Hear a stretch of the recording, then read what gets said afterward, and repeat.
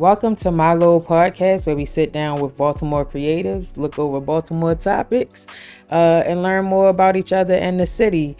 I'm sitting here with Satarah Fisher. Everybody say hello. She's a comic and a visual artist, and I'm sure so many other things, and we'll get to that a lot deeper later. But we wanted to start by just kind of talking about some things that are happening in Baltimore.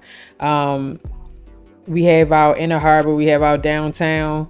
And for a long time it's been neglected. You know, the inner harbor is like this tourist destination, but now it's almost like this ghost town, and the downtown area is similar to that. So, you know, you go to most cities, the downtown is where everything is happening, but here it's more like the city and neighborhoods. The stuff is more inside the other places. So now it's been slated to get these multi-million-dollar developments to make downtown a little bit better. And so they've been having all these events down there, you know, new apartment complexes, new hotels popping up. Just wanted to get an idea of like what you thought about that and where you see the city going. I feel like it's a gateway to like more gentrification, honestly. I do want there to be developments, but lately, even as someone who doesn't drive, I feel like they're more worried about those visual billboards rather than fixing the roads. It's kind of crazy to have a bumpy ass road and these fresh ass billboards. But harbor wise, yeah, I don't like that they're trying to make it swimmable. I feel like that's not necessary. It can just be pretty at the very least. I get so sketched out every time I see them do a dunk. I'm just like, what are we doing? Trying to make our own X-Men or something? I mean, look, I went to one of those dumps. I went to the first jump. You went in? Absolutely not. No, I'm born and raised in this city. I don't care if that water is crystal blue. You will not find me in it. But I had to watch it. I had to see if it was real. And the crazy part is they had it marked off because just below, and they had to have everybody with floaty gear because just below it was still super toxic and just around it. But what I wanted to say was a couple people were like, is that paddleboard? I'm not up enough on white people culture, but it was like, you know, when you stand up on like the surfboard kinda and you kind of row. I don't know the name either. Yeah, so like when I saw that, I was just like, oh, I get it, because I might not want to swim in there, but I might want to do water sports that if the water splash on me, I don't feel like I'm gonna get a disease right away. Right. You know? Yeah. So maybe that's kind of what they were getting at. So many other bodies of water. It don't gotta be the harbor. Right. I mean, when you say more gentrification, like what does development look like? Because we know we need something, right? It's a lot of abandonment. We know we need something. What does development look like that actually supports the people that care and live here? I'd say less apartments. Like I don't think we need new apartments, and they're always overpriced, and they're more for people like commuting from DC to work at this point now, or they live here and then commute to DC because it's so expensive there. But I'd like more third spaces to open up again and more businesses to open up rather than more apartments, because it seems like anytime something closes, it becomes these luxury apartments. Like what was the club on Charles? It was like a gay club, and now it's apartments. I can't remember the name of it. Grand Central? Yes. Did they turn Grand Central into apartments? Yeah.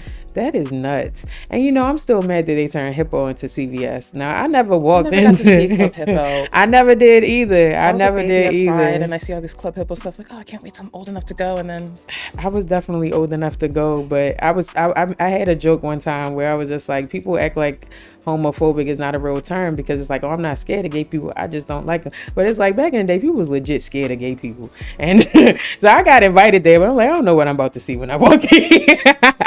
And now I regret it because I ain't get to be a part of this legendary thing. Sometimes you think stuff is going to last forever. You definitely don't think it's going to become a CVS. Like, that's crazy. Mid-CVS at that. Mid-CVS. I've never seen anybody walk in it or out of it, but I just act like it doesn't exist. And I think that's the issue that I'm kind of saying, that like a lot of these places that were creative spaces, like you said, they're either turning into these living spaces, but you're making these like big luxury apartments, and you're making them where you're not making it luxury around the apartment.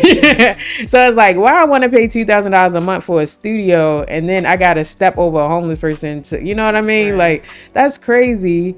But then also you're shutting down like these cultural spaces. Like, there's less clubs, there's less places for, you know, like, even I mean, I think now it's cool, but the Shakespeare Theater that's downtown, that used to be a nightclub, you know, and it was like a black nightclub.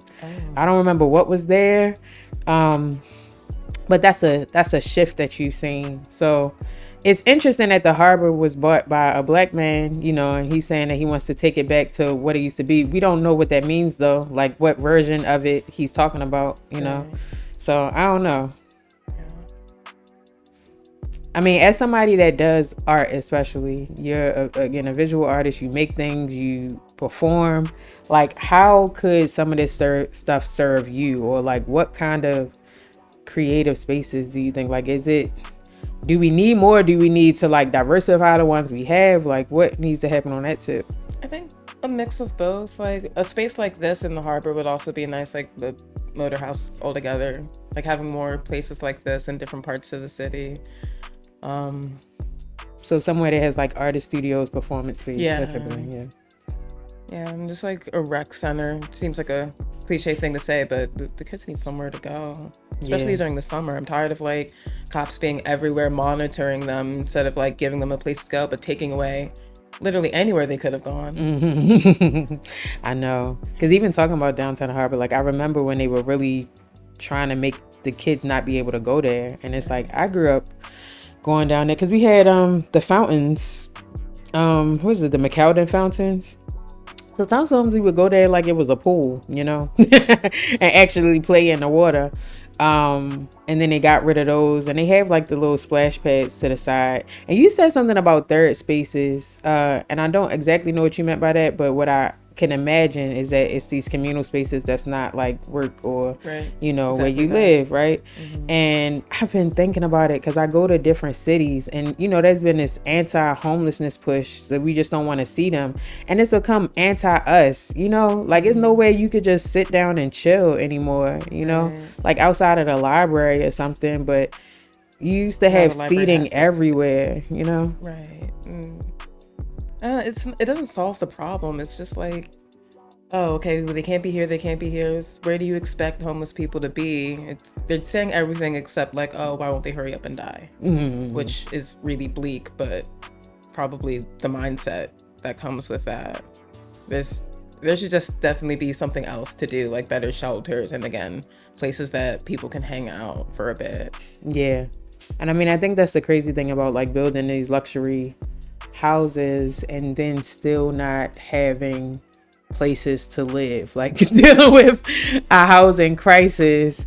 And that actually leads me into, you know, talking about My Lor Gig, because, you know, part of the premise of My Lor Gig is that the main character, Lauren, who is played by Satarah, she is trying to save her housing, you know, so she's trying to raise the money to maintain her housing. And so what we explore during that is like, why is it so hard to maintain housing, and why is it so hard to like make the money, you know, that you need? So it becomes weird. Yeah.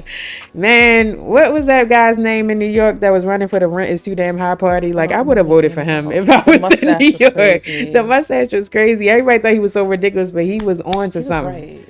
He was absolutely right.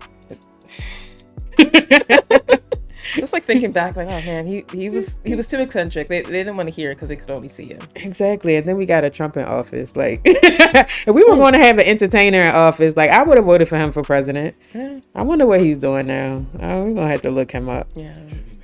Jimmy McMillan, because you were there. Long live Jimmy McMillan. Vote for him. I might do him as a write-in candidate. I think I did do him as a write-in candidate before. Yeah. Actually. So Tara, let's get to know you a little bit better. Tell us more about yourself, how you got into comedy, art, whatever. I moved into the city back in like 2017, and that's when I started painting more. I was hanging out with a lot of Micah dropouts, so that's kind of how I got more into that.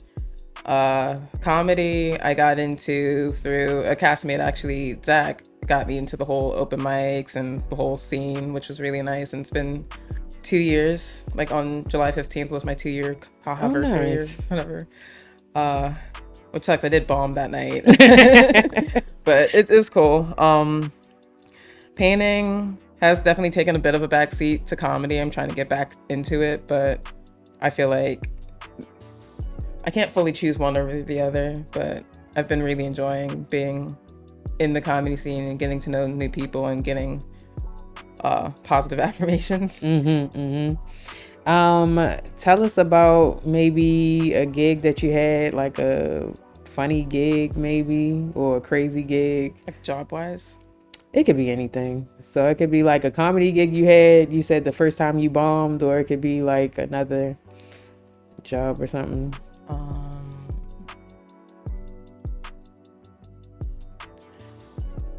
There's so many. I had like 7 jobs last year. I can't even think of one. I don't know. At my current job, actually, there's like this weird day where it seemed like a guy was like selling drugs in the back. It was my first Saturday. I usually work on like the slower days, so the first Saturday got kind of crazy. Just this super eccentric guy where you look at him, if you licked his sweat, you would get high. Oh god. Not that I did. The visual is crazy. Oh goodness. Another job I had, I saw Kevin Spacey. I served Kevin Spacey, which was weird. It's a very loaded thing to like do. It's like, oh well, I met a celebrity, but it was this one. And I'm just like taking his order, grabbing a sandwich, and we're like making eye contact. And I know in his head he's like, she wants to say something bad or good. I can't tell. And it's like, do I want to be upset or be like, oh, you're the bomb and pay it forward? I really love that. I think it's funny that Kevin Spacey still feels safe in Baltimore. Like he knows that this is the safe place for here. I didn't even know he was here until he wasn't supposed to be here. Like they bought his mansion and then he was like he didn't want to leave. I was just like, he has a mansion, and I think that's like in the harbor or something, or downtown. Yeah, it's like those houses. They're like literally on the water, which makes me so nervous. Like taking down one of those little poles at the bottom. What's the word I'm looking for? Holes at the bottom. Like it just, next thing you know, the whole thing collapses into the water. It's terrifying. But that's crazy. Yeah. I heard the other day Tyler the Creator was at the job I quit, and I'm like, oh shit.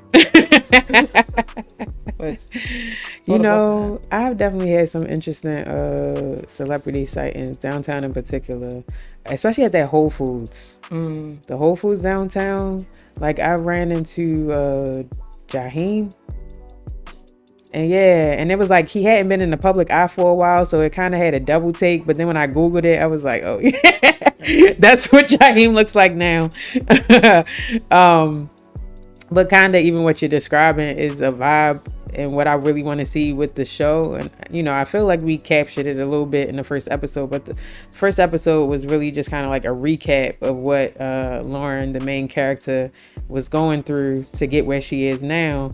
But in the future episodes where we just focus on like one gig at a time, is going to be a little bit more time and space to capture those like odd moments, you know what I mean? Where like at the same job. I just remembered another time at a different job, like this, what's the word? I'm probably mentally unstable lady came in and she's like not speaking English to any of us, but like kind of aggressive. And I have like this one coworker who's like the one guy there, the tall one's like, oh, well, maybe we should just, he'll try to handle it. And I turned to him and he's like crouched behind the bar hitting his weed pen. I'm just like, okay, we all have our panic responses, I guess.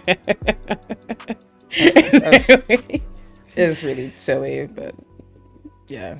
Because you do like a lot of hospitality work, like restaurant, bar, cafe. Yeah, I was a barista for 10 years and I don't want to do it anymore.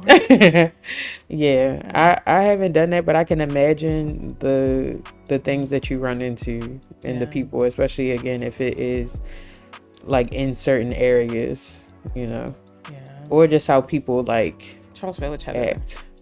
Bad problem where like people would come in and steal our tips, so we had to get like a new thing that was like glued to the counter. It had a slot so they couldn't reach their hand in. It was Oh, that's so that's crazy. we didn't have to do all that. That's so much. It's funny. One time, someone took our tips and went to leave, but like pushed to the pole door.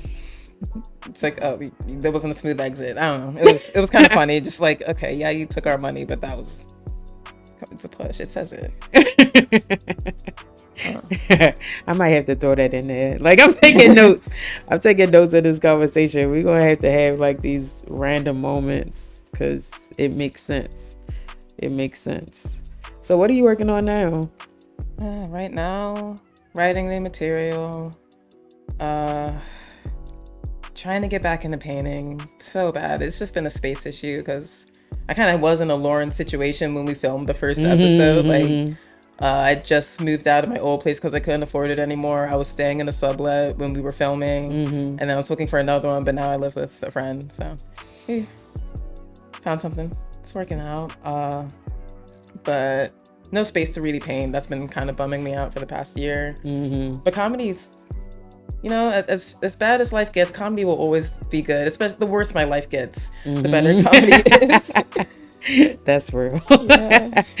I definitely was thrown into, you know, the scenario of the episode shortly after we filmed it, because a lot of the scenarios I was pulling from, now part of it is just from having conversations with people. Like, also just me and the production team, we had worked on months by just kind of throwing out these ridiculous scenarios, things that we had experienced, and pieced it together to come up with what we were doing. Some of them are just from talking to friends, and some of them are from personal experience. But a lot of those experiences for me was like a decade ago, you know what I mean? 10, 15 years ago. And I'm like pulling from that. But shortly after my, maybe a couple months after, my car's transmission went up, and I had to get a ride share car, just to have a vehicle so I could like get my kids to school and stuff. So I was back to driving, you know, ride share, which I hadn't done in like 8 years, you know. And as I was doing it, it was kind of putting me back into like that mental state and stuff that like makes sense, doesn't make sense, and just like, oh, where things are now, you know, I was able to really see it more clearly. And I think that's the beauty of working with like local artists on this, and working with, you know, I would hope, you know, that we graduate from some of these experiences.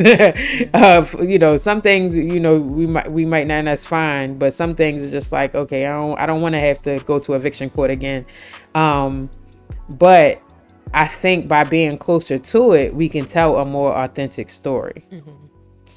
And I think that's felt, you know what I mean? I think that's felt. I will say, you know, we've been showing this different places. We were able to have screenings, you know, between here and New York, New Orleans, LA, London. And I was working with middle school students doing like sketch comedy. Nice. And my middle school students hated it. So everybody else liked it. Everybody else loved it. But the middle school students, they did not laugh one time, and they were just like, this is corny. Did they make fun of my hair? No. Okay. So this is what I'm getting at. They were just like, but who is her? Who is she?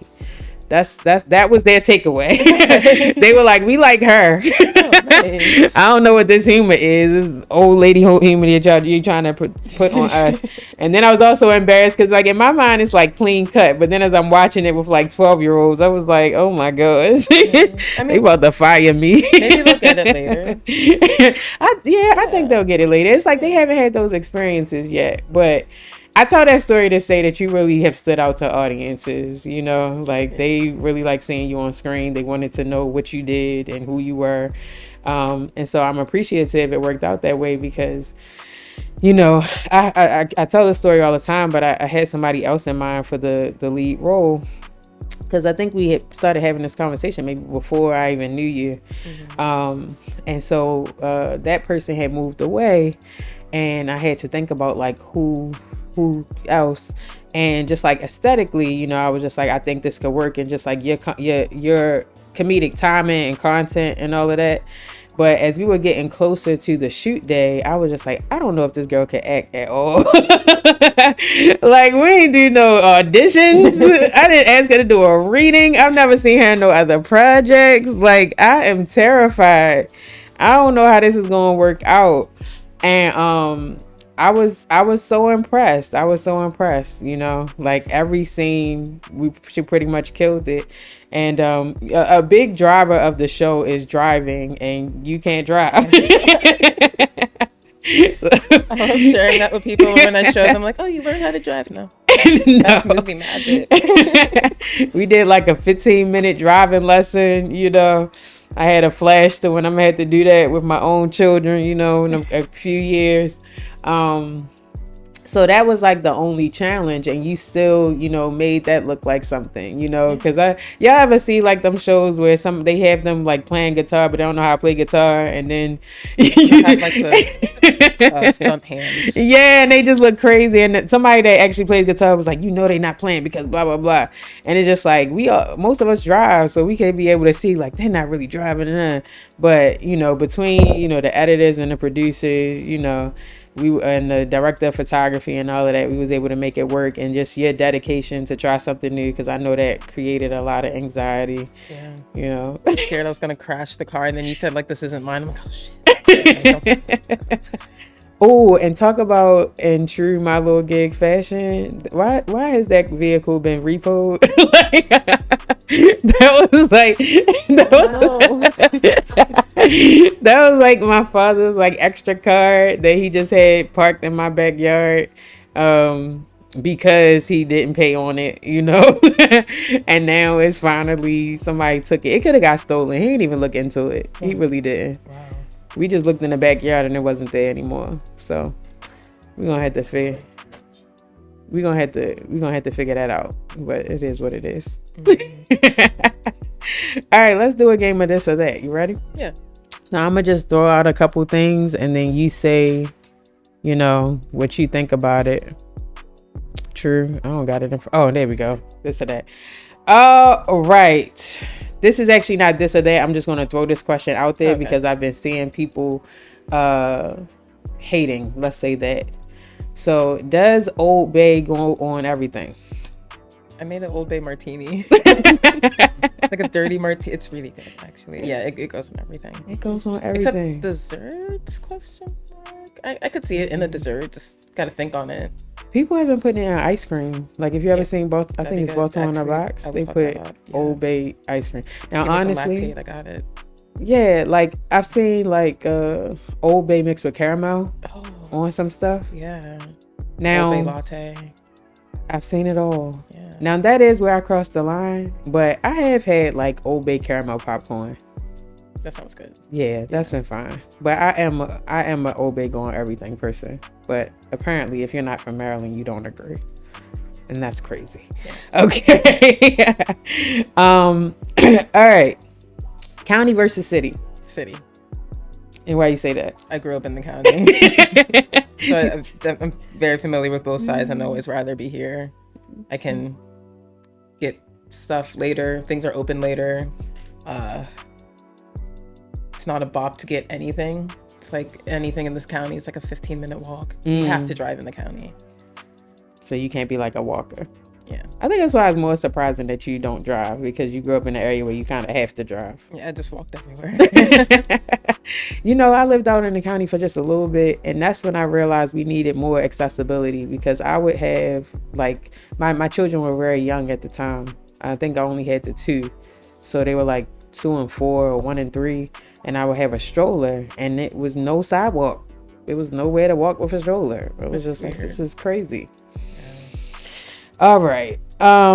If you had to choose between swimming in the harbor and being arrested, which one would you choose? Arrested. I also can't swim. It's like double death for me. I need to learn how to do one of these things.